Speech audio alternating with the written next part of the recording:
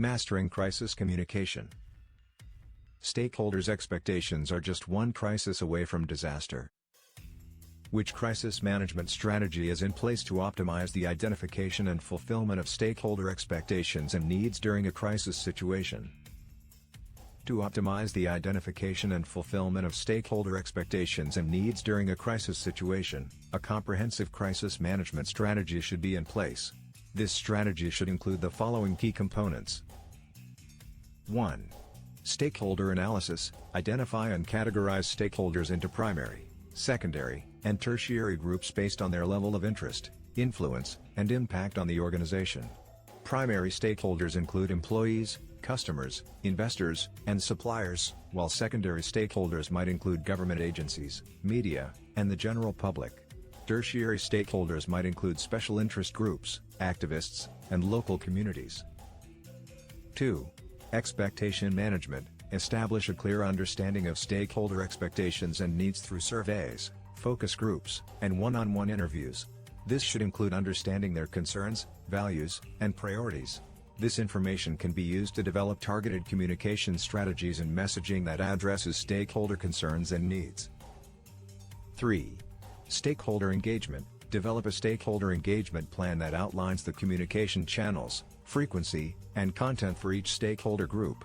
This should include regular updates, progress reports, and crisis-specific information to maintain transparency and trust. 4. Crisis communication plan. Develop a crisis communication plan that outlines the communication strategy, key messages, and protocols for communicating with stakeholders during a crisis. This should include crisis communication teams, spokespersons, and communication channels. 5. Social media monitoring. Establish a social media monitoring system to track stakeholder conversations, sentiment, and concerns in real time. This allows for swift response to stakeholder concerns, and enables the organization to address misconceptions, rumors, and false information promptly. 6. Stakeholder feedback mechanisms. Establish feedback mechanisms to collect and analyze stakeholder feedback during a crisis. This can include surveys, town halls, focus groups, and one-on-one meetings to ensure that stakeholder concerns are heard and addressed. 7. Reputation risk management. Develop a reputation risk management plan that identifies potential risks to the organization's reputation and develops strategies to mitigate them. This includes proactive communication, issue management, and crisis preparedness. 8.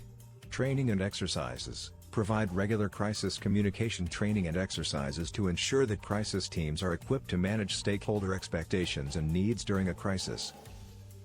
9. Crisis communication messaging. Develop crisis communication messaging that is transparent, consistent, and empathetic. Messaging should be tailored to each stakeholder group and communicated through designated channels. 10. Review and revision. Regularly review and revise the crisis management strategy to ensure it remains effective in meeting stakeholder expectations and needs. By implementing these components, an organization can ensure that stakeholder expectations and needs are identified and fulfilled during a crisis situation, maintaining transparency, trust, and reputation.